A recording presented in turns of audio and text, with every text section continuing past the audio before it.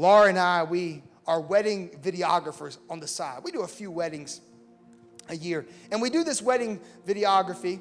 And with the wedding videography, we go in as a team of two.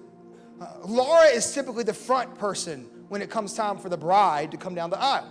Laura is down front, and she's catching the bride coming down the aisle, and she's looking at all those different people. But what I'm in the back. And so I'll have the zoom lens in the back. And when I'm in the back, I'll be looking forward in the front. My job is not to look at the bride. You know, my job is to look at the groom. And while everyone's attention is on the bride, man, I lock that camera in because I'm wanting to get the reaction of the groom.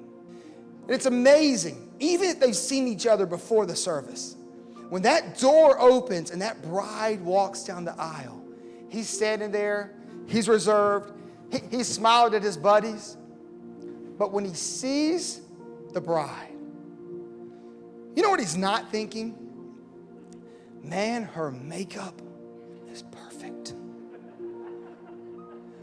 Wow, her parents really did a good job spending thousands of dollars on that dress. Whoa, the alterations, perfect. That train would fill the temple.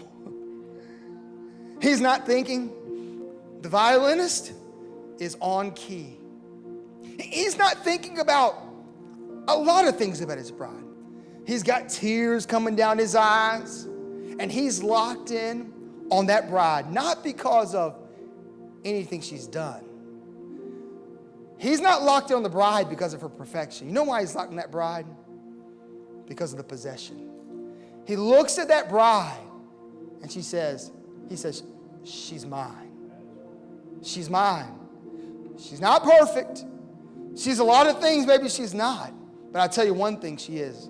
That bride is mine. Man, you think, how could God the Father look at me, because I look at myself and I go, whoa, I got a lot of things to work out. Even the Spanks couldn't pull this all together. There's a lot of things that I got falling apart in my life. But see, we've forgotten that when Jesus looks in the back, he doesn't look in the back and see your imperfections. He looks in the back and he goes, she's mine. That's my bride. That's the one who I shed my blood for. That's the one who is the hope of humanity. That's the one who can bring peace and hope and joy and salvation. That's my bride back there. And I love her. Man, and we want to toss ourselves to the side because we're not good enough. And we want to cast ourselves off because we just don't think we have it together. But Jesus says, you know what? You're mine. And down the aisle, here comes the church. Here comes the church with the broken home that is restored. Here comes the church to be there for the family who lost the loved one. Here comes the church when the diagnosis that you never expected came. Here comes the church in your life to make a difference in your life. And here comes the church who's praying for that lost loved one who's been unsaved for so many years. And here comes the church.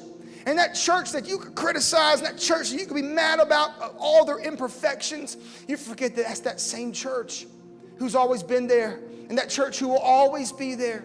And every time someone leaves our church because they walk away from the Lord, it breaks my heart. But you know what brings me joy in that? I think if 15 years from now, they come back and want to know Jesus Christ, it brings me joy to know that I believe right here at 2110 Trawick Road will be the church. And we'll be here, and we'll be ready to accept them with open arms. And we'll celebrate their life.